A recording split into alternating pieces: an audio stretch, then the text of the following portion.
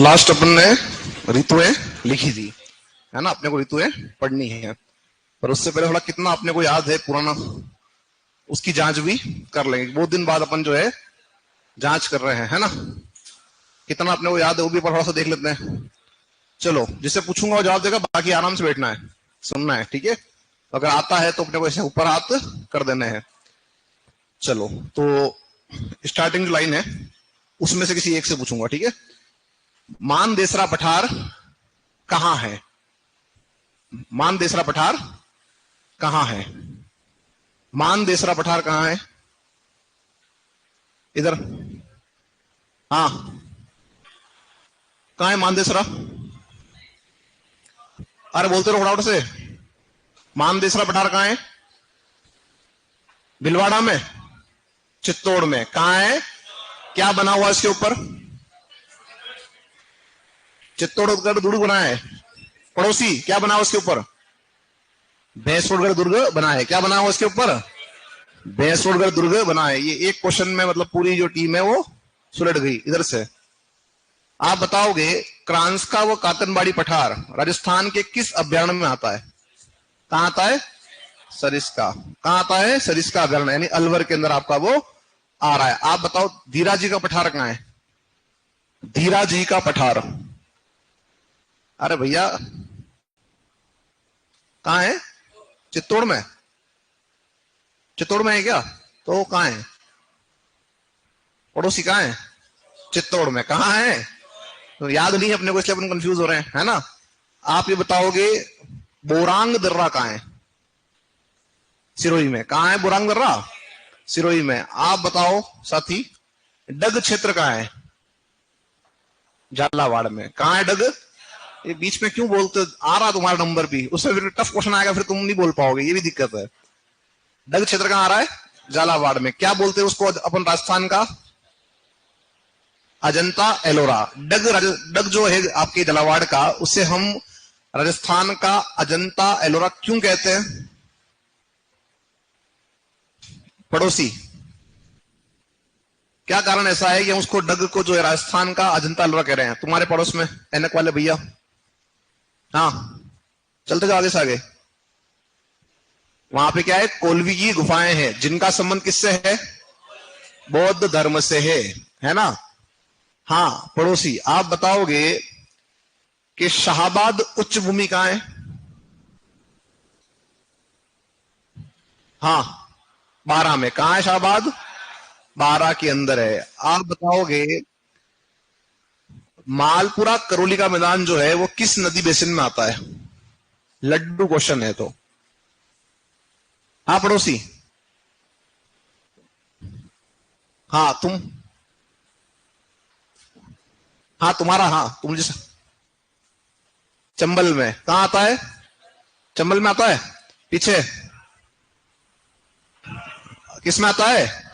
Banas basin में। तुम्हारा तक तो नंबर ही आया था पहले, तुमसे पहले दो साथी बैठे हुए हैं। हाँ, अरे हाँ, तुम्हारा ये जो केप वाले के भाई के पीछे बैठे हैं, तुम्हारा नंबर अब आ रहा है। केप वाले के पीछे तुम ही तो बैठे हो। अरे ये जो केप लगा रखी है उनके पीछे, हाँ समझ गया क्या? तुम्हारा नंबर है अब, है ना। चलो, अरावली का सर्वे किसने किया स्वरूप से सबसे पहले? शंकर। बंद भी करना था, वहां चल जा। हाँ, एम हेरोन ने किया। किसने किया था अरावली का सर्वे? एम हेरोन ने किया था। हाँ साथी, तुम बताओगे, वह बालू का स्तूप जिसका पवन मुखी ढाल मंद है और पवन विमुखी ढाल तीव्र है? इधर से पीछे। हाँ पड़ोसी, चलते जाओ आगे से आगे।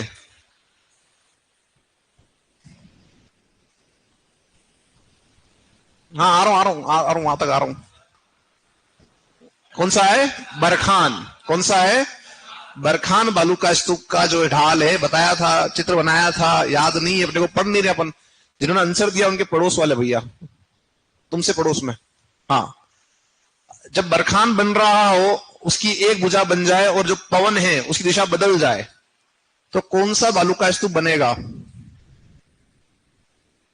जस्ट पीछे, इधर साथी, शंकर से आगे। हाँ शंकर, कौन सा? सीफ कौन सा बनेगा? और वो कौन सा कह रहा था? हॉकी स्टिक जैसी आकृति होती है वो तो हॉकी कोई आपका जो है बालू का स्तूप नहीं है, सीफ प्रकार का बालू का स्तूप है। हाँ, ये इधर से जो सेकंड लास्ट में बैठे हो, तुम बताओगे सबसे ऊंचे बालू का स्तूप कौन से हैं? हाँ, अरे हाँ तुम ही हो, ऐसे हाथ ऊपर कर दो, तुमसे आगे वाला, तुमसे आगे वाला। सबसे ऊंचे बालू का स्तूप कौन सा है? पीछे लास्ट में तुम बताओ कौन से हैं? अनुदैर्य हैं। कौन से हैं? लास्ट लाइन, सबसे लास्ट में बताओ। अनुदैर्य बालू का स्तूप जो है, जो हम कह रहे हैं सबसे ऊंचे बालू का स्तूप है, वो कहां मिलते हैं? कहां? बीकानेर। पड़ोसी कहां मिलते हैं? आगे वाले,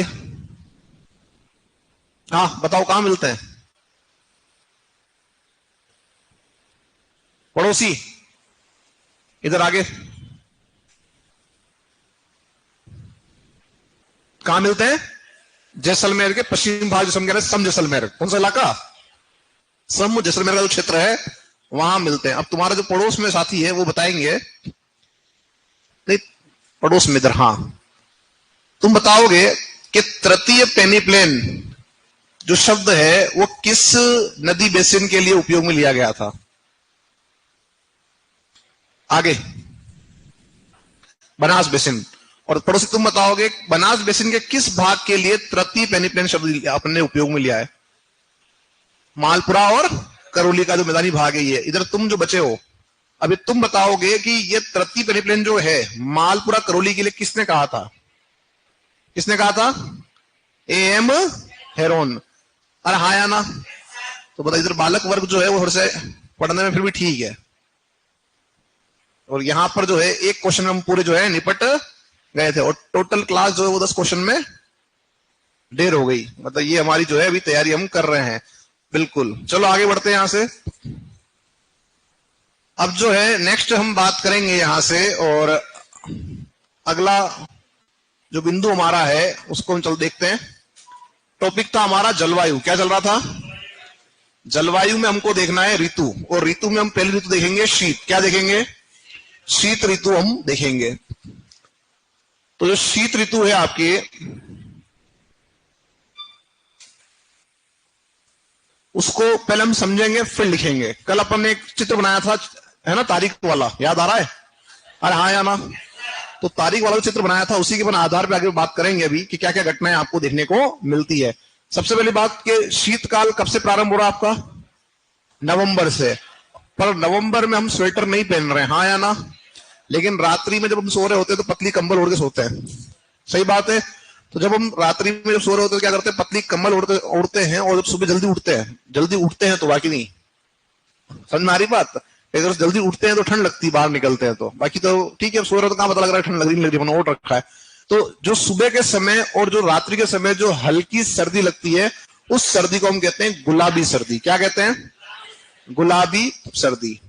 तो ये ध्यान रखना कि ये प्रश्न पूछा गया है कि गुलाबी सर्दी क्या है। तो इतना ध्यान रखना कि नवंबर महीना या दीपावली के समय लगने वाली हल्की सर्दी क्या कहलाएगी?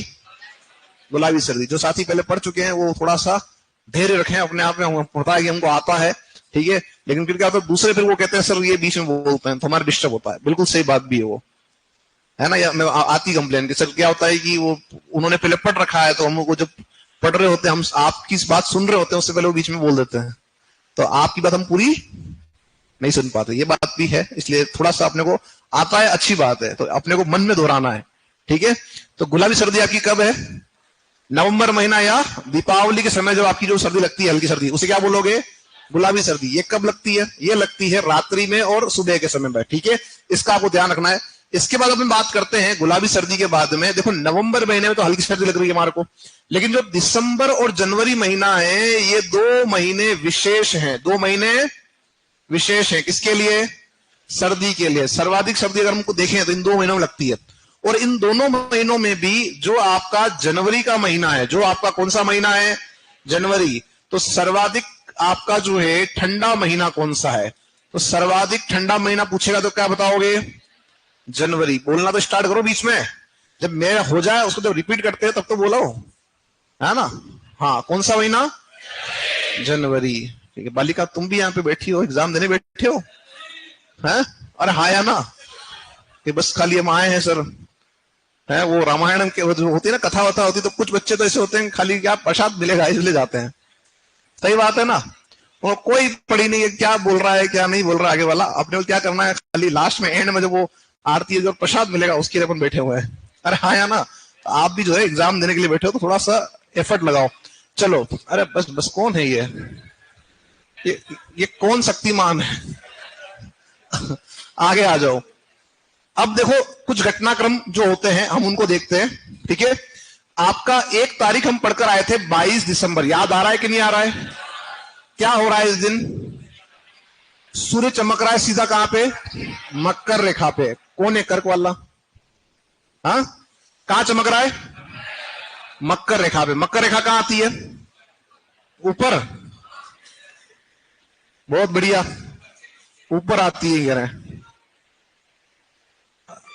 अरे मेरे साथियों, मकर रेखा कहां आती है? दक्षिण गोलार्ध में। कहां आती है?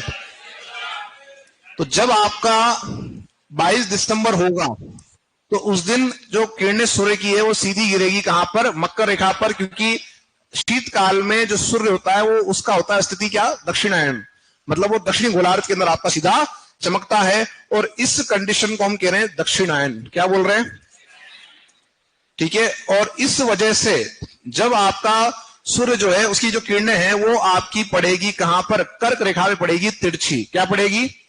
ये तारीख कौन सी है? ये तारीख आपकी है 22 दिसंबर। सीधी किरणें कहां गिर रही है और तिरछी कहां गिर रही है? ठीक है। अब यहां पर ध्यान ये रखना है कि कल मैंने आपको एक बात बताई थी कि अगर किरणें सीधी गिरेगी तो तापमान ज्यादा होगा, और जब तापमान ज्यादा होगा तो गर्मी पड़ेगी, और अगर जब किरणें तिरछी होगी तो तापमान क्या होगा? कम होगा, यानी क्या होगा? शीतकाल। तो ये किरणें तिरछी हमारे यहां कब पड़ रही है? कब पड़ रही है? 22 दिसंबर। अब देखो, हमने ये तो पढ़ा था कि राजस्थान के अंदर सीधी किरणें कहां गिरती है? बांसवाड़ा और डूंगरपुर में हमको सीधी किरणें मिलती है। ये पूछ सकता है ना अपने से कि भाई किस तारीख को राज्य में सूर्य की जो किरणें हैं उनका सर्वाधिक तिरछापन देखने को मिलेगा? कब मिलेगा? 22 दिसंबर। भाई शीतकाल में मिलता तिरछापन, लेकिन ज्यादा कब मिल रहा है? तो 22 दिसंबर को। तो सीधी किरणें ताप को बढ़ाती है और तिरछी किरणें ताप को घटाती है। बात समझ आ रही है? 22 दिसंबर क्या हो रहा है? सूर्य चमक रहा है सीधा मकर पर। इस वजह से यहां पर इस जगह भी बात कर रहा हूं मकर के, तो मकर रेखा में दिन बड़ा हो जाता है, रात होती है छोटी। इसका बिल्कुल उल्टा हमारे यहां होगा। हमारे यहां क्या होगा? हमारे यहां दिन छोटा और रात बड़ी हो जाएगी। तो सबसे लंबी रात 22 दिसंबर को उत्तरी गोलार्ध में ना, सबसे लंबी रात अगर आपसे पूछेगा तो 22 दिसंबर को। कोई आपत्ति किसी की? अब जब 22 दिसंबर को आपका सूर्य चमक रहा है सीधा मकर पर, तो यह स्थिति कहलाएगी मकर संक्रांति। क्या कहलाएगी? मकर संक्रांति। तो भौगोलिक रूप से तो मकर संक्रांति कब देख रहे हो आप, लेकिन जब हम बात करते हैं भारतीय कैलेंडर की तो मकर संक्रांति कब मनाते हो? अब यहां पर एक और बात कि सब 14 जनवरी को ही मनाते हो क्या? तो 14/15 जनवरी को हम मकर संक्रांति मनाते हैं। अब दो मकर संक्रांति कैसे हो गई? तो भारतीय कैलेंडर के हिसाब से कब मना रहे हो? कब मना रहे हो? 14 या, तो अब यहां पर हम बात करेंगे भी इसके बारे में, 14 और 15 क्यों लिखा। जब आपका जन्म हुआ था तो मकर संक्रांति मना रहे थे 14 तारीख को। कब मना रहे थे? लेकिन अब जो है कुछ ऐसा फेज आया 76 ईयर का, जब आधा दिन दर 14 तारीख को और आधा 15 तारीख को। कब तक चलेगा? 76 वर्षों तक की समय अवधि है। कि इस बीच में आपका ऐसा कहते हैं कि आधी संक्रांति यहां है और आधी संक्रांति यहां है, यानी क्या हो रहा है? ये शिफ्ट हो रहा है आगे से आगे। अब आप समझो कि सही कौन, अपन सही है या जो 22 वाले हैं वो सही है? तो कौन सही है? अपन सही है। कैसे सही है समझो। आपने पढ़ा होगा स्वामी विवेकानंद, पढ़ा है उनको? जानते तो हो? ठीक। कब आता है उनका बर्थडे? 12 जनवरी। भाई चलो कुछ तो याद है। 12 क्या मनाते हो? और युवा दिवस। ठीक है, वेरी गुड। अब जब युवा दिवस आप मना रहे हो, अब ध्यान रखना, आपने अगर उनको पढ़ा तो उनको ऐसा कहते हैं कि उनका जन्म हुआ था किस दिन, मकर संक्रांति के दिन। यानी जब उनका जन्म हुआ था कब हुआ, 12 जनवरी को, उस समय क्या था, मकर संक्रांति। जब हमारा हुआ तब क्या था, 14 तारीख को है। यानी क्या हो रहा है, वो संक्रांति शिफ्ट हो रही है आगे से आगे, क्या हो रही है, आगे से आगे बढ़ रही है। और हमारी गणना यानी भारतीय जो कैलेंडर है हमारे, उनकी जो गणना है वो बड़ी सटीक है। लिख दिया कि 6 महीने बाद अगर इस दिन सूर्य ग्रहण होना है, चंद्र ग्रहण होना है, तो वो होके रहता है, हाँ या ना। मतलब हमारे यहाँ तो गणना जो है वो सालों की पहले से कर रखी है, कई सालों से, कि हमको पता है कि इस साल ऐसा होगा। तो कहने का मतलब ये हुआ कि कहीं ना कहीं हमारी जो गणित है वो बिल्कुल परफेक्ट है। अब ये जो बात है, ये बात आपके हम ये कह सकते हैं कि जो हमने कल पढ़ा था कि सूर्य स्थिर है कि अस्थिर है, उस बात को प्रूफ करती है कि हम ये कह सकते हैं सूर्य आपका अस्थिर है। जब वो अस्थिर है तभी ये घटनाक्रम हो रहा है कि जो संक्रांति वो क्या हो रही है, शिफ्ट हो रही है। और अब क्या है कि जो आपके जो विदेशी हैं उन्होंने जो शोध किया, उन्होंने वहीं पर शोध करके रुक गए कि सब 22 तारीख को क्या होता है, सीधी गिरने गिरती है, और वो उससे आगे बढ़ नहीं पाए। अब आप खुद दिमाग लगाओ कि क्या जनवरी के बाद में ठंड नहीं लगती है, हमारे को लगती है ना, ठंड लगती है। तो इसका मतलब कहीं ना कहीं जो ऋतु है वो शिफ्ट हो रही है, ऋतु क्या हो रही है, आगे से आगे बढ़ रही है। हम जिसे कह रहे हैं जलवायु परिवर्तन के नाम को हम उसका नाम दे रहे हैं, पर कहीं ना कहीं वो क्या हो रहा है, वो शिफ्ट हो रही है। इसका एक और एग्जांपल लो, कितने ग्रह हैं, 9 ग्रह हैं वर्तमान में। कितने हैं वर्तमान में ग्रह, 9 वाले कौन कौन है, बरवा जो सामने, जिनको जो कहते हैं 9 ग्रह हैं, ऐसे हाथ ऊपर करना। कुछ एक लोग कह रहे हैं 9 ग्रह, जो कहते हैं 8 ग्रह, वे कौन कौन है, 8 वाले भी कुछ ही हैं, बाकी निर्दलीय हो। 8 हो 9 हमारे क्या करना, हमारे सिलेबस में ही नहीं है, हैं? सुनो, आपके जो IAU है, अंतरराष्ट्रीय जो खगोलशास्त्री संघ है, उसके अकॉर्डिंग तो आपके वर्तमान में 8 ग्रह हैं। कितने हैं भाई, पहले 9 थे, उन्होंने एक को हटा दिया, किसको हटा दिया, प्लूटो को। किसको हटा दिया, प्लूटो को हटा दिया, यम को हटा दिया, के साथ यम जो है वो ग्रह के जो लक्षण है वो नहीं रखता है, तो 8 हो गए। लेकिन हमारे यहाँ जो पूजा होती है वो किसकी होती है, यानी अगर हम जब है पूजा कर रहे हैं 9 ग्रहों की और वो 8 बता रहे हैं, तो गलत कौन है, अपन के वो वास्तव में वही गलत है। क्यों गलत है कि उन्होंने वापस अभी कोई खोज की तो पता लगा कि नहीं, प्लूटो जो है वो सही परिक्रमा कर रहा है, उसको वापस ग्रहों की श्रेणी में लाया जाए। तो 2006 में निकाला, अब उसको वापस जो है शामिल करेंगे कहां पे, ग्रहों की सूची में। समझ में आ रही बात। तो आप ये समझो कि हमारे जो कैलेंडर है, जो हमारी गणित है, जो हमारा खगोल शास्त्र है भारतीय, वो बिल्कुल आपका परफेक्ट है। एक एक चीज उन्होंने सही सटीक आपकी बता रखी है। तो इस वजह से हम इसको मान सकते हैं कि कहीं ना कहीं ये शिफ्ट आपका आगे से आगे होता होगा। ठीक है, चलें आगे बढ़ते हैं। ये जब बात होती है कि बड़ा दिन हो गया, तो छोटे दिन की बात भी हम करेंगे, आगे बात करेंगे जब आएगा, तो है ना, दिन बड़ा दिन छोटा, सब बात करेंगे आगे। अभी आप पहले सर्दी देख रहे हो, तो सर्दी में आपका यहाँ पर दिन आपका छोटा है, और गर्मी आएगी तब दिन बड़ा हो जाएगा 21 जून को। चलो यहां तक सबका क्लियर है। अब हम चलते हैं इससे अपन आगे, और नेक्स्ट हम बात आगे और जोड़ेंगे। तो मकर संक्रांति जो आपसे अगर पूछा जाए एग्जाम में कब मनाते हो, तो आप बताना 14/15 जनवरी, क्योंकि आप आर्ट एंड कल्चर में भी है पढ़ते हो। अब चलते हैं यहां से आगे, और क्या घटनाक्रम होता है, सोचो, क्या इसके अलावा कोई घटनाक्रम होता है। एक घटनाक्रम ये होता है कि हमारे यहां पर शीतलहर आती है। क्या आती है, शीतलहर, समझते हो शीतलहर हमारे यहां क्यों आती है, और शीतलहर आने का रीजन क्या है। शीतलहर आने का जो कारण है वो समझना पहले तो, कि शीतलहर आने का कारण है आपका हिमालय।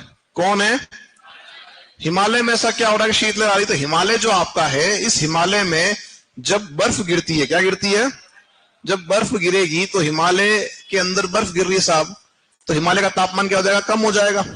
और हिमालय की तुलना में जो राजस्थान हमारा है, इसका तापमान क्या रहेगा, ज्यादा रहेगा। अरे हाँ या ना, भले शीतकाल है, लेकिन आपका इलाका जो है वो स्थल वाला भाग है, और यहाँ पर आपका मरुस्थल है, इस वजह से यहाँ पर तापमान ज्यादा हो जाएगा। और तापमान ज्यादा हो जाएगा तो क्या बन जाएगा, लो प्रेशर, क्या बन जाएगा। और हिमालय क्या है, तो अब क्या होगा, जो नियम आपका कहता है, क्या कहता है कि उच्च दाब से निम्न दाब की ओर पवन चलेगी। तो इस हिमालय से आपके राजस्थान और उत्तर भारत, राजस्थान और उत्तर भारत की ओर ठंडी बर्फीली पवनें हवाएं चलती है, जिसे हम क्या करें, शीतलहर करें। इसके आने से तापमान में अचानक क्या हो जाती है, गिरावट आ जाती है। क्या आ जाती है, गिरावट आ जाती है। ये आपको ध्यान रखना है, किससे आती है, शीत लहर से आती है। इसी में अपन एक बात और करते हैं कि शीतकाल में कुछ दिन ऐसे आते हैं जब आपके तेज ठंडी बर्फीली हवाएं चलती है। जिससे हम कहते हैं वज्र तूफान कहते हैं। कई बार इसमें जो है बूंदाबांदी भी होती है तेज हवाओं के साथ में, ठीक है। और आपसे पूछेगा कि सर्वाधिक जो है वज्र तूफान थंडरस्टॉर्म जो आपके हैं वो कहां आ रहे हैं और न्यूनतम कहां आ रहे हैं। तो सर्वाधिक जो आपके तूफान आ रहे हैं वज्र तूफान वो आ रहे हैं आपके झालावाड़ में, और जो न्यूनतम आ रहे हैं वो कहां आ रहे हैं आपके, वो आ रहे हैं श्रीगंगानगर में। कहां आ रहे हैं, श्रीगंगानगर। तो आपसे पूछ सकता है सिंपल सा एक प्रश्न कि बताइए वज्र तूफान की स्थिति कब देखने को मिलेगी। हालांकि कहीं भी मिल सकती है, शीतकाल में मिलती है, ग्रीष्म काल में भी मिल सकती है। समझ में आ रही बात कि ग्रीष्म काल में भी ऐसा हो सकता है तेज हवाएं चलने लगा और उसके साथ में बौछार आपकी आ जाए, जैसा भी हुआ था बीच में, ठीक है। तो वो कंडीशन आपको देखने को कई बार मिल सकती है, लेकिन अधिकांश तक कब मिल रही है हमारे को, ये मिल रही है हमारे को शीत में। और कहां मिल रही है, झालावाड़ में। और कम कहां मिल रही है। अब एक बड़ा घटनाक्रम और बड़ा महत्वपूर्ण घटनाक्रम जिसे हम कह रहे हैं मावट। क्या कह रहे हैं, मावट क्या है। तो मावट जो है वो शीतकाल में होने वाली वर्षा को हम कह रहे हैं मावट। मावट का सही अर्थ है बिन मौसम वर्षा। क्या है, बिन मौसम वर्षा को हम कहते हैं मावट।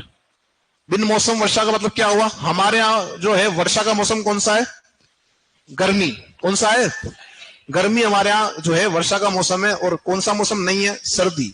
तो सर्दी में हमारे यहां वर्षा नहीं होती है। तो जो वर्षा सर्दी में, जैसे क्या बोल रहे हैं, मावट कह रहे हैं। अब ये मावट जो आपका है ये आती कहां से, तो हम कह रहे हैं साहब ये मावट आती है भूमध्य सागरीय चक्रवातों से। किससे आ रही है, भूमध्य सागरीय चक्रवातों से आती है।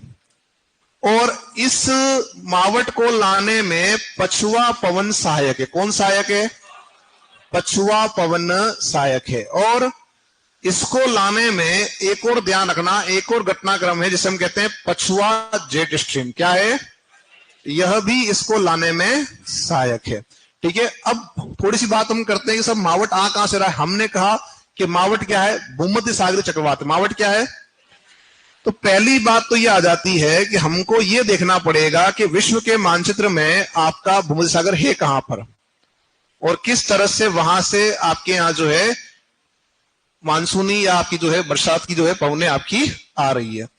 बात को समझना यहां पे कि ये कॉन्टिनेंट आपका जो है ये है अफ्रीका महाद्वीप। कौन सा है, अफ्रीका महाद्वीप। ये बीच में यूराल है और यहां आपका है यूरोप और इधर आपका है हमारा महाद्वीप एशिया और ये हमारा भारत।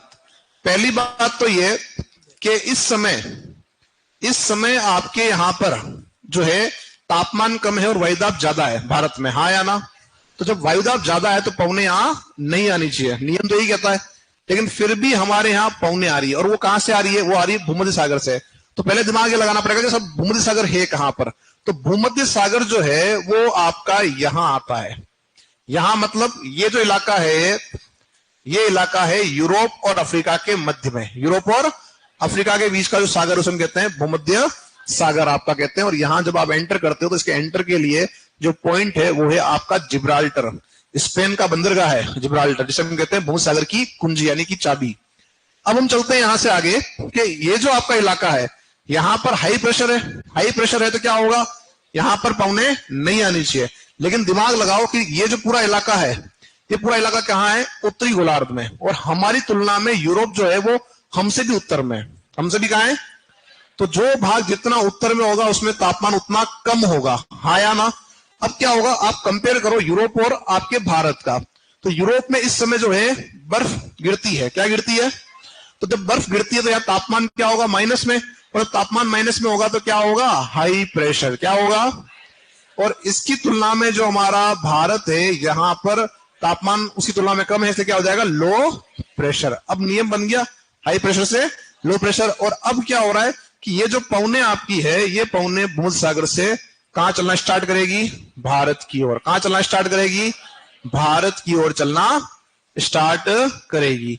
और ये जब यहां से आएगी तो कुछ मात्रा में क्या लेके आएगी, जल लेके आएगी।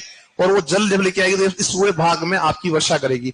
शीतकाल में कभी ध्यान रखना, कभी यूट्यूब पे देखने मिल जाए तो ट्राई करना। तो वहां दुबई, ये जो आपके यूएई है, दुबई वाला पोर्शन जो आप जिसे कह रहे हैं, जो आपके ईरान वाला क्षेत्र है, इराक वाला क्षेत्र है, कुवैत वाला क्षेत्र है, इन क्षेत्रों में इस समय बरसात हो रही होती है। क्या हो रही होती है इस समय, बारिश। वो बारिश कहां से हो रही है, वो बारिश आपके इसी से हो रही है।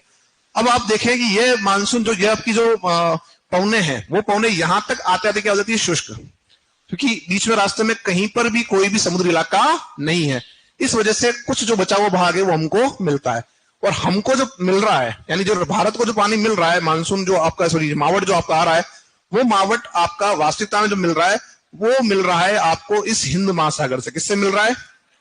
और हिंद महासागर का कौन सा भाग? हिंद महासागर का आपका जो अरब सागर का भाग है, यहां से आपको जो बरसात हो रही है वो यहां से हो रही है, क्योंकि यहां से क्या हो रहा है कि जो आपकी जेट स्ट्रीम है वो आपकी यहां से पानी लेके कहां आ रही है, हमारी तरफ आ रही है, और इससे हमारे यहाँ पे वर्षा हो रही है। अब ये जो आपकी पवन है वो कहां से आ रही है? पश्चिम से आ रही है। जो हवाएं पश्चिम से चलती है उसे हम कहते हैं पछुआ पवन। क्या कहते हैं? पछुआ पवन कहते हैं। ठीक है, और इसकी उत्पत्ति कहां से हुई है? भूमध्य सागर से। हमने क्या बोला इसको? भूमध्य सागरीय चक्रवात। भूमध्य सागरीय चक्रवात। और ये सागरीय चक्रवात क्या कर रहा है? भारत में आकर वर्षा करता है, और भारत में भी केवल जो है जो उत्तर पश्चिम का इलाका है वहीं पर आपकी जो है इससे वर्षा आपकी होती है। हमारे राजस्थान में भी इससे वर्षा होती है। समझ में आ गई बात?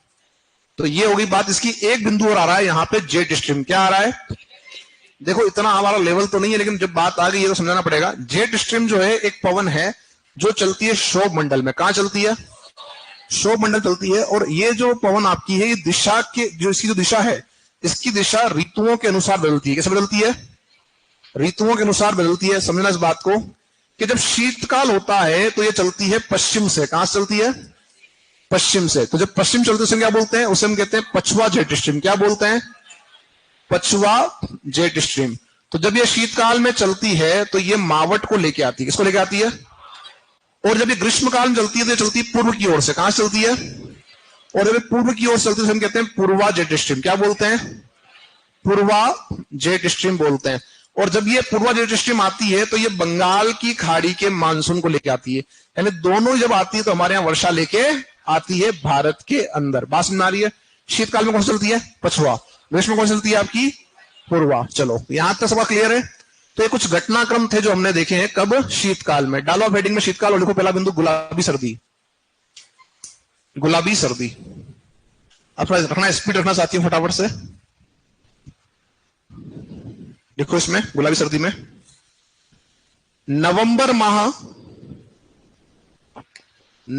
माह व दीपावली के समय, नवंबर माह व दीपावली के समय लगने वाली हल्की सर्दी। नवंबर माह व दीपावली के समय लगने वाली हल्की सर्दी। नवंबर माह व दीपावली के समय लगने वाली हल्की सर्दी।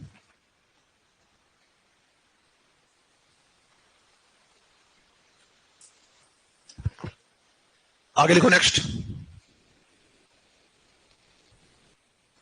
दिसंबर व जनवरी माह में, नेक्स्ट लाइन लिखना अगली बिंदु। दिसंबर व जनवरी माह में शीत का प्रभाव अधिक होता है। दिसंबर व जनवरी माह में शीत का प्रभाव अधिक होता है। दिसंबर व जनवरी माह में शीत का प्रभाव अधिक होता है। शीत का प्रभाव अधिक होता है। दिसंबर व जनवरी माह में शीत का प्रभाव अधिक होता है। नेक्स्ट लाइन लिखो। जनवरी वर्ष का सबसे ठंडा महीना है। जनवरी वर्ष का सबसे ठंडा महीना है। जनवरी वर्ष का सबसे ठंडा महीना है। ठीक है, ठंडा महीना है। नेक्स्ट लिखो अगला। 22 दिसंबर। 22 दिसंबर और लिखें इस दिन सूर्य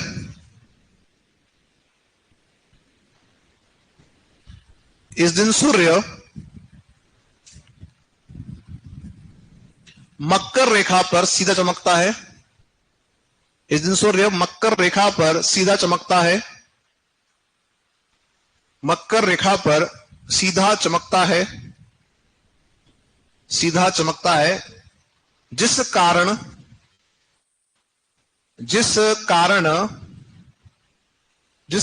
उत्तरी गोलार्ध में,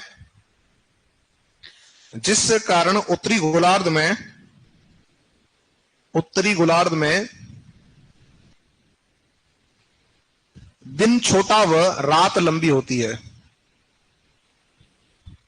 दिन छोटा व रात लंबी होती है। दिन छोटा व रात लंबी होती है। तो कर देना क्वेश्चन में सबसे लंबी रात, क्या कर दोगे ब्रैकेट में, सबसे लंबी रात। तो हमारे यहां सबसे लंबी रात कौन सी, 22 दिसंबर है, सबसे लंबी रात। क्लियर। अगला लिखो नेक्स्ट। इसको एक काम करो, बना लो फटाफट से इसको जल्दी से, ये डायग्राम बना लो।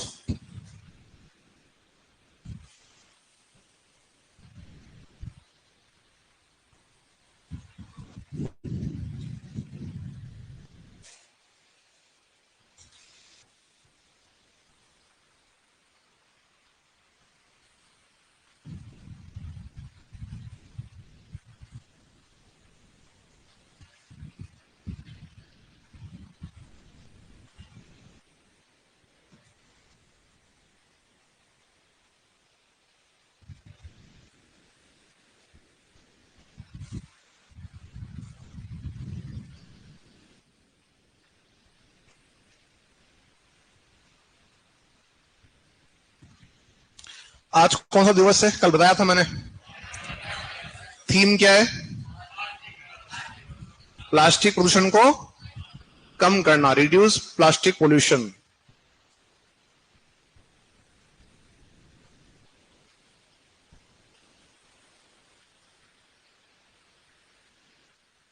हो गया, चलो आगे। इसमें एक लाइन मेंशन करना, इस स्थिति को क्या बोलते हैं, मकर संक्रांति। कंप्लीट सभी का यहां तक। थोड़ा जल्दी करना साथियों, है ना। देखो समय सीमा जो है वो फिक्स होती है, तो फिर दिक्कत हो जाती है। हमको भी फिर वो क्या होता है कि भाई खींचो, समझ में आ रही बात। अरे हाँ या ना। अब ये आराम से 70-80 क्लासों में पढ़ाना हो तो ठीक है, फिर तो आराम से लिखो, है ना। चलो अपन इससे आगे, चलो अगला लिखो नेक्स्ट। नेक्स्ट पॉइंट लिखो, भारतीय कैलेंडर के अनुसार। अगला लिखो, भारतीय कैलेंडर के अनुसार, भारतीय कैलेंडर के अनुसार, कैलेंडर के अनुसार मकर संक्रांति, मकर संक्रांति पर्व 14/15 जनवरी। मकर संक्रांति पर्व 14/15 जनवरी, 14/15 जनवरी। क्लियर। चलें अगला लिखें, शीतलहर। शीतलहर, और शीतलहर में लिखना स्टार्ट करो, बिंदु हेडिंग डाल के लिखें। शीतलहर में लिखें, शीतकाल में, शीतकाल में हिमालय में बर्फबारी होती है। हिमालय में बर्फबारी होती है, बर्फबारी होती है, जिस कारण हिमालय से, जिस कारण हिमालय से, हिमालय से ठंडी बर्फीली, जिस कारण हिमालय से ठंडी बर्फीली हवाएं, ठंडी बर्फीली हवाएं राजस्थान की ओर आती है।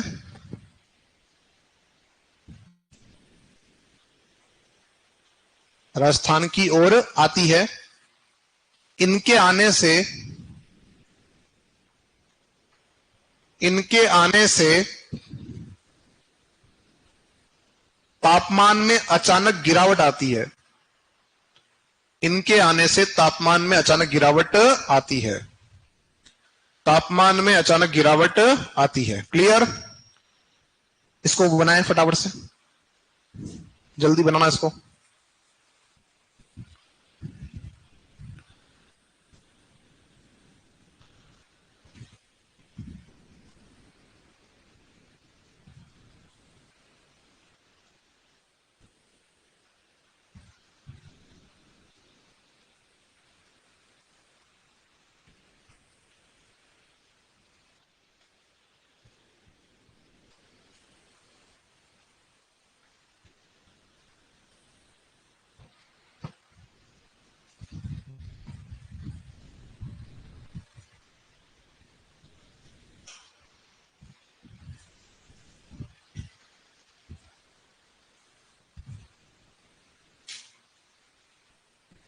हो गया।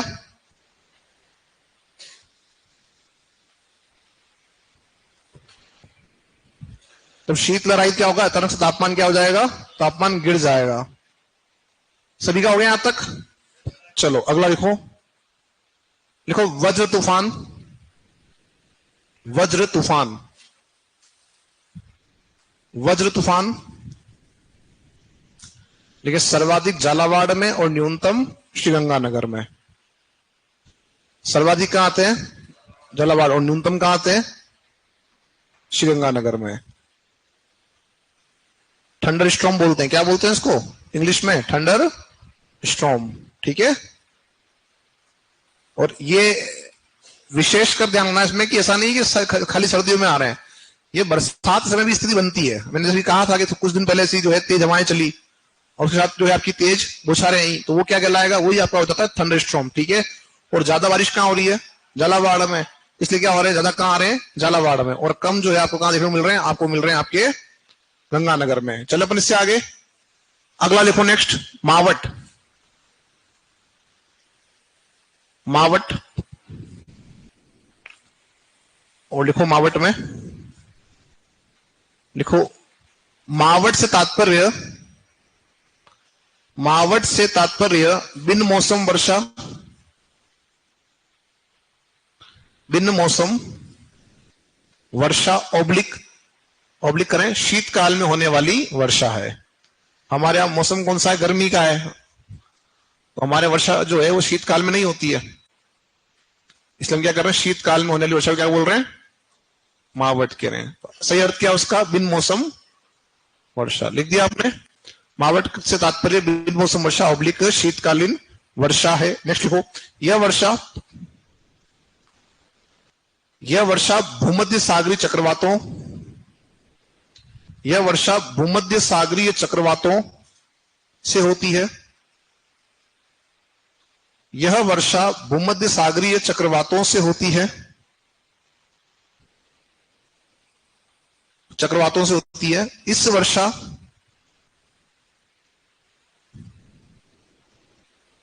इस वर्षा के लिए पछुआ पवन, इस वर्षा के लिए पछुआ पवन व पछुआ जेट स्ट्रीम, व पछुआ जेट स्ट्रीम सहायक है, पछुआ जेट स्ट्रीम सहायक है, पछुआ जेट स्ट्रीम सहायक है। तो पछुआ जेट स्ट्रीम कब चलेगी आपकी, शीतकाल में, और पूर्वा कब चलेगी आपकी, ग्रीष्म में। आगे बात करेंगे इसकी, लिख दिया आप लोगों ने। अगला लिखे नेक्स्ट, मावट की वर्षा, मावट की वर्षा इस समय क्या उगाते हो, क्या उगाते हो शीतकाल में, रबी, क्या उगाते हो, देखो मावट की वर्षा रबी की फसल के लिए लाभदायक है, मावट की वर्षा रबी की फसल के लिए, फसल के लिए लाभदायक है, लाभदायक है, इसलिए से, इसलिए से अमृत बूंदें, इसलिए से अमृत बूंदें व golden drops, golden drops oblique सुनहरी बूंदें भी कहते हैं, इसलिए इसे अमृत बूंदें व गोल्डन ड्रॉप्स ऑब्लिक सुनहरी बूंदें भी कहते हैं, सुनहरी बूंदें भी कहते हैं। लिख दिया आप लोगों ने, कंप्लीट सभी का। तो अपने को ये ध्यान रखना है, मैंने भी कहा था कि भारत के उत्तर पश्चिमी हिस्से में होती है और हम बैठे हैं राजस्थान में, हमको क्या ध्यान रखना है, केवल राजस्थान का। तो राजस्थान में शीतकाल में बारिश हो रही है, वो आपकी कहां हो रही है, क्या हो रही है आपकी, वो हो रही है आपकी मावट की वर्षा। इतना ही ध्यान रखना है ना। आगे बढ़े तो किसके लिए लाभदायक है, रबी के लिए। लेकिन एक बात यह भी है कि मावट सही टाइम पे हुई तो लाभदायक है और गलत टाइम हुई तो नुकसानदायक है। फसल खड़ी है तैयार काटने की स्थिति में और उस समय अगर बारिश आ गई तो ये क्या है, नुकसानदायक है, ये फायदेमंद नहीं है फिर उस समय। इसको बनाओ जल्दी से।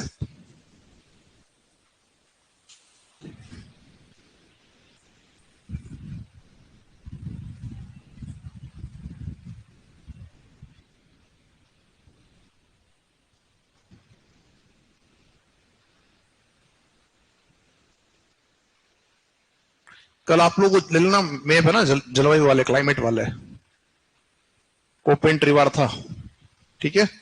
बोल देना एक बार खिड़की पे। कब आते हो आप लोग? 2 बजे आते हो? हाँ तो उसमें बोल देना एक बार।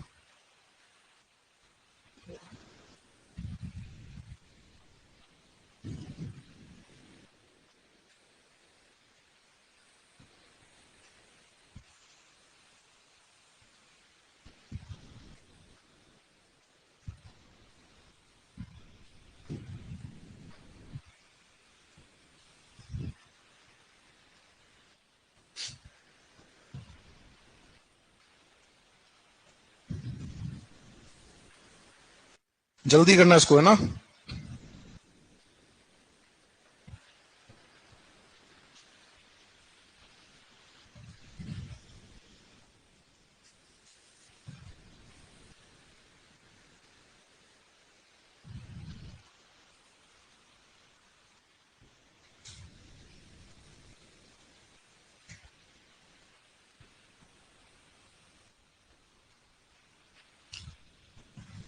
देखो मावट जो है ना, वो दिसंबर से फरवरी के बीच में कभी भी आपकी हो सकती है, ठीक है।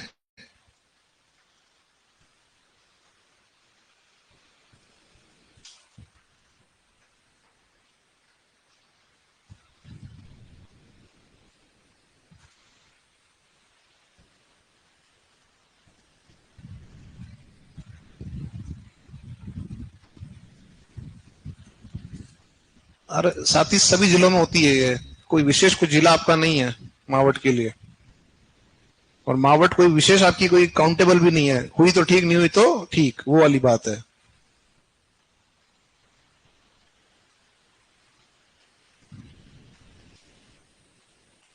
चले आगे, सभी का हो गया। चलो जल्दी करो इसको फटाफट से, फिर चलते अपन आगे। नेक्स्ट अब हम जाएंगे कहां पे? ग्रीष्म ऋतु। कहां जाएंगे? तो ग्रीष्म ऋतु जो आपकी है वो स्टार्ट कब से हो रही है? मध्य मार्च। कब से हो रही है? मध्य मार्च। ये हो गया ना सबका? किसका बाकी है? चलो ठीक, बढ़िया। अब आप डालो हेडिंग में ग्रीष्म ऋतु। क्या डालोगे हेडिंग में? ग्रीष्म ऋतु में क्या होता है उसको समझते हैं हम पहले तो एक बार फटाफट से। तो ग्रीष्म ऋतु का प्रारंभ हम कह रहे हैं मध्य मार्च से। कब से कह रहे हैं? और मध्य मार्च में अगर तारीख पूछ ले तो तारीख बता देना 21 मार्च। क्या बता दोगे? 21 मार्च को। ऐसा क्या हो रहा है कि आप ये कह रहे हो कि सब इस दिन से हमारे यहाँ ग्रीष्म ऋतु का जो है हो जाएगा प्रारंभ? कारण क्या है 21 मार्च को? 21 मार्च को सूर्य चमकता है सीधा कहां पे? कहां चमकता है? भूमध्य रेखा। कहां चमकता है? भूमध्य रेखा पर चमकता है। और इस दिन के बाद से, इस दिन के बाद से ही आपका जो है सूर्य किस स्थिति में आ जाएगा? उत्तरायण की। किस स्थिति में आ जाएगा? जो सूर्य आपका है वो उत्तर की ओर बढ़ रहा है, यानी उत्तरायण की स्थिति में जा रहा है। और जब ये उत्तरायण की स्थिति में जाएगा तो आपका जो है क्या हो जाएगा? तापमान में वृद्धि होगी। कहां पर? उत्तरी गोलार्ध में। कहां वृद्धि हो जाएगी? उत्तरी गोलार्ध में आपकी जो है वृद्धि हो जाएगी, ठीक है। तो यहां जो अगर हम बात करें तो ये मकर,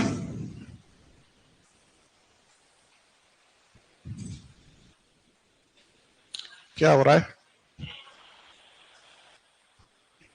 हाँ अभी आ जाएगा, लाइन पे आ जाएगा, कोई दिक्कत नहीं है।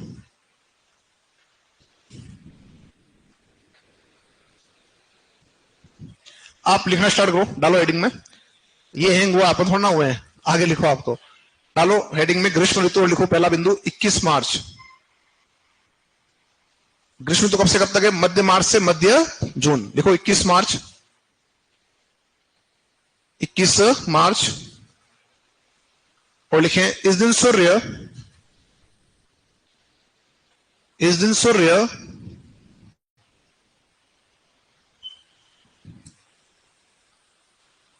भूमध्य रेखा पर, भूमध्य रेखा पर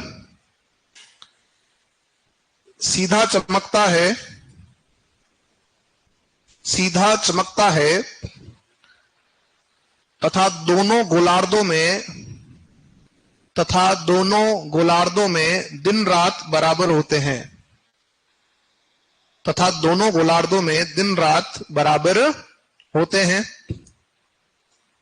दोनों गोलार्धों में दिन रात बराबर होते हैं। कर दिया आप लोगों ने। इस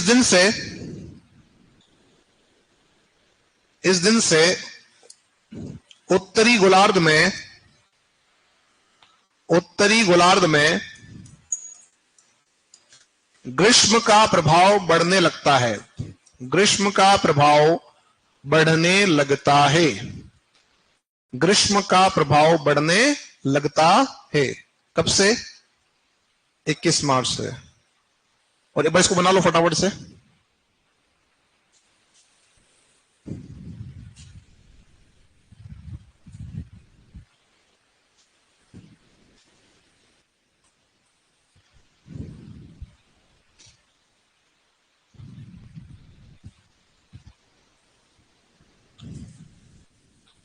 डायग्राम क्या है कि आप जब रिवाइज करोगे इसको तब चीजें सब काम आएगी आपको। उस समय याद रहेगा, हाँ फटाफट यहां ऐसा बताया गया था।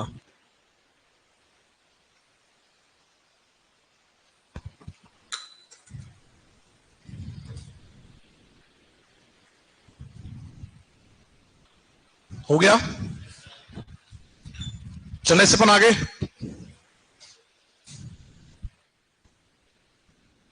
तो 21 मार्च को जो स्थिति बन रही है वो बन रही है कहां पर? सीधी किरणें गिर रही है भूमध्य रेखा पर, जिससे दिन रात बराबर हो रहे हैं दोनों गोलार्धों में। अब नेक्स्ट लिखो अगला बिंदु। नेक्स्ट भाई देखो, मार्च के अंदर आपके जो है हम कह रहे हैं कि ग्रीष्म का प्रारंभ हो रहा है, लेकिन जो ज्यादा प्रभाव मिलता है वो मिलता है मई और जून में। लिखो अगला बिंदु। लिखो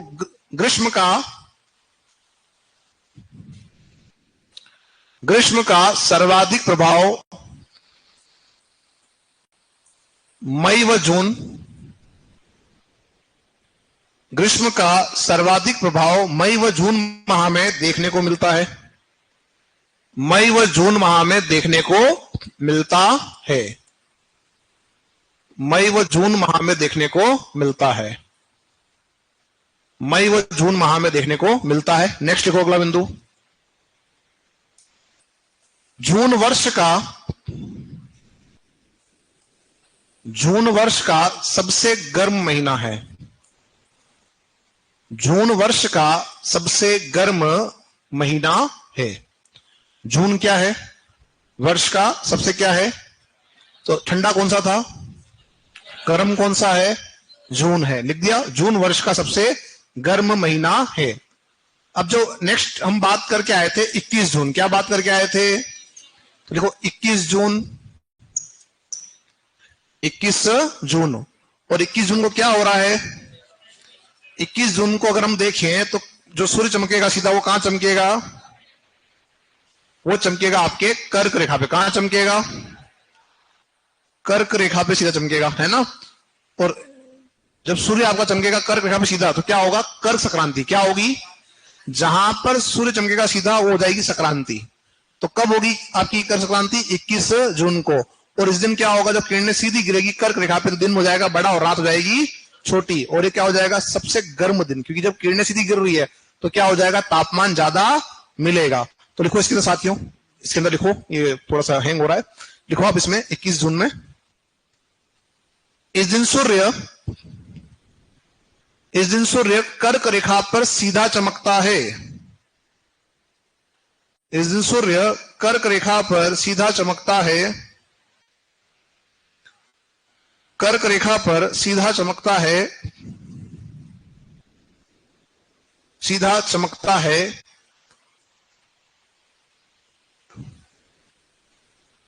यह उत्तरी गोलार्ध में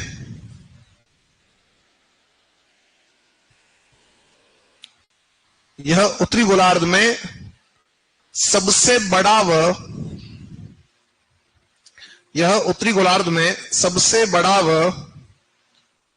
सबसे गर्म दिन है। सबसे बड़ा व सबसे गर्म दिन है।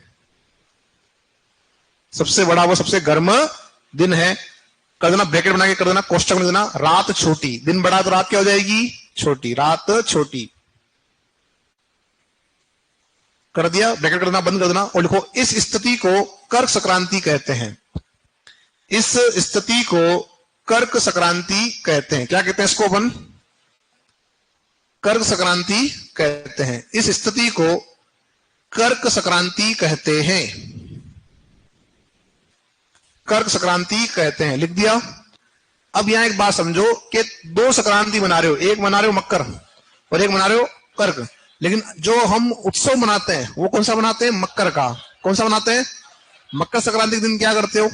हम जो है मकर संक्रांति के दिन जो है गुड़ और तिल के पकवान बनाते हैं और एक प्रथा है कि दान पुण्य करते हैं। क्या करते हैं? और दान पुण्य जो कर रहे हो किसको कर रहे हो? गरीब को कि अमीर को? गरीब को। भाई गरीब व्यक्ति को क्या देते हो आप लोग? जो गुड़ और जो तिल है उससे बने हुए पकवान और जो पुराने हमारे कपड़े होते हैं वो। और आजकल एक नया ट्रेंड बना है कंबल बांटने का, तो लोग नई कंबले भी लेके आते हैं उसको भी बांटते हैं। तो कंबल और जो है गर्म कपड़े हम बांट रहे हैं। किसको बांट रहे हैं? गरीब को। तो देखो जितने भी त्योहार आपके हैं वो कहीं ना कहीं भूगोल से आपके जो है जुड़े हुए हैं। और मैंने भी कहा था कि जितने भी हमारे पुराने जो विद्वान हुए हैं उन्होंने सबने दिमाग लगा के कोई ना कोई फेस्टिवल आपका बनाया, जितने भी कैलेंडर बनाए सब अपने हिसाब से दिमाग लगा के बनाए। तो अगर आप देखोगे कि शीतकाल जो है उसमें जो जनवरी का महीना सबसे ठंडा महीना है और इस समय कड़ाके की जो है सर्दी पड़ रही है, तो लोग क्या करते हैं? खुराक तैयार करते हैं खाने के लिए। लेकिन जो गरीब व्यक्ति वो खुराक तैयार नहीं कर पाएगा, तो उस समय क्या करते हैं कि उस गरीब व्यक्ति को क्या कर रहे हैं? दान पुण्य कर रहे हैं। कर रहे हैं नहीं कर रहे हैं? और गर्म कपड़े दे रहे हैं ताकि उस गर्म कपड़े को पहने उसका सर्दी से बचाव हो जाए। और जो तिल और गुड़ का जो पकवान है वो खाएगा तो उसको उसके शरीर को क्या मिलेगी? खुराक मिलेगी, तो वो सर्दी से लड़ पाएगा। अरे हाँ या ना?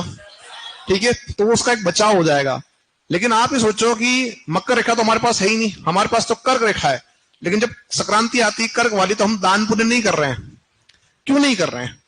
क्योंकि उसका कारण यह है कि जब आपने शीतकाल में दान पुण्य किया तो उसको जरूरत थी, लेकिन जब ग्रीष्म काल के अंदर आप जब दान पुण्य करो किसी व्यक्ति को, गरीब व्यक्ति को, और मान लो उसको खाना दिया आपने खाने के लिए, ठीक है, तो क्या होगा? वो सोचेगा यार गर्मी बहुत तेज पड़ रही है तो ये खाना कल तक तो खराब हो जाएगा, तो मैं आज ही सारा खा लूं।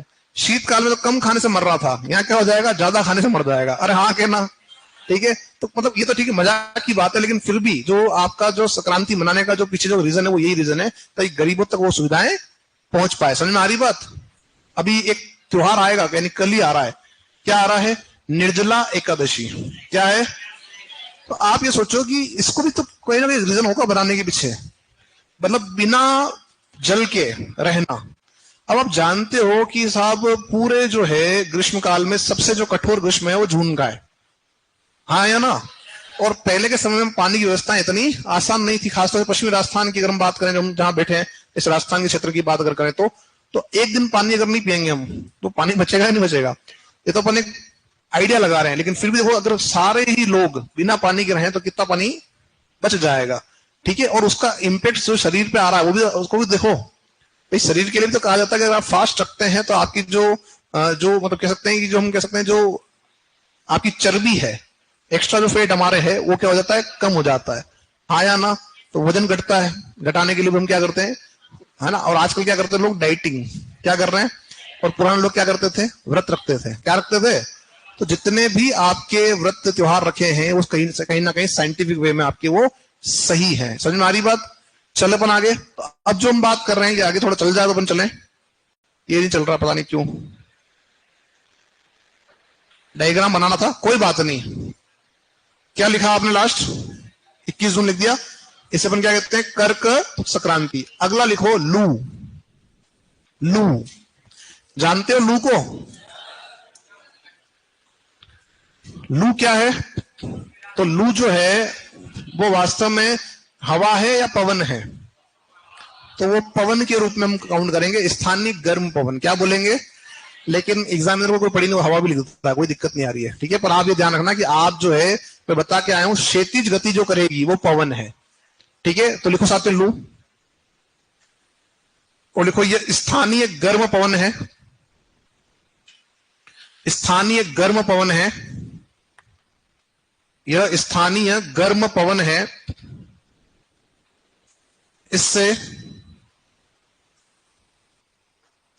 इससे राजस्थान व उत्तर भारत, इससे राजस्थान व उत्तर भारत प्रभावित होता है। इससे राजस्थान व उत्तर भारत प्रभावित होता है। प्रभावित होता है, इसे ताप लहरी भी कहते हैं। इसे ताप लहरी भी कहते हैं, ताप लहरी, इसे ताप लहरी भी कहते हैं, इसे ताप लहरी भी कहते हैं। क्या कह रहे हो? ताप लहरी। ठीक है, नेक्स्ट देखो, लू की प्रकृति, नेचर कैसा उसका है ना, लू की प्रकृति उष्ण शुष्क है, लू की प्रकृति उष्ण शुष्क है, लू की प्रकृति उष्ण शुष्क है, तथा इसके चलने की दिशा, तथा इसके चलने की दिशा पश्चिम से पूर्व है, तथा इसके चलने की दिशा पश्चिम से पूर्व है, तथा इसके चलने की दिशा पश्चिम से पूर्व है। कहां से कहां जा रही है? पश्चिम से पूर्व की ओर ये जा रही है। तो देखो, समझो बात को कि आप बचपन से सुनते हुए आए हो कि सब ग्रीष्म काल में बाहर मत निकलो, लू लग जाएगी। तो लू लगती कैसे है? लू कैसी है? उष्ण शुष्क है, उसमें जल का अभाव है। तो जैसे आप उसके संपर्क में आओगे, जो आपके शरीर की जो आर्द्रता है वो उससे ग्रहण कर लेगी और आपके शरीर में क्या हो जाएगी? जल की कमी, यानी डिहाइड्रेट हो जाओगे आप लोग। जब जल की कमी हो जाएगी तो आपके जो है उल्टी और दस्त की शिकायत शुरू हो जाएगी। उसी को क्या बोलते हैं? लू लग गई। क्या बोलते हैं उसको? लू लग गई। तो वही आपका कारण है कि जो आपकी जो लू है वो कैसी है? उष्ण और शुष्क है। और कहां से कहां चल रही है? पश्चिम से पूर्व। इसी को क्या कह रहे हो? ताप लहरी। क्या बोल रहे हो? Heat wave. क्या है? अपन तो लू जानते हैं, लेकिन नया नाम क्या दे दिया? ताप लहरी, यानी हीट वेव। तो ये मत कर देना कि सब हीट वेव प्राय ही नहीं। मान लो एग्जामिनर जानबूझ के लू के स्थान में क्या देते? हीट वेव दे दे। तो ये मत कर देना सर हीट वेव तो हमको पढ़ाया ही नहीं। तो चाहो तो लू के साथ देना हीट वेव। वैसे तो उसको आपका जो इंग्लिश जो नाम है वो हीट वेव ही है ना। ये चल नहीं रहा है, इसको आप है ना एक काम करना साथियों, जो आए होंगे ना सेव करना बाकी, क्योंकि सेव हो नहीं रहा है। ठीक है, इसके बाद आगे जो है नेक्स्ट क्लास में पढ़ेंगे और वो मैप की व्यवस्था आप कर लेना। ठीक है,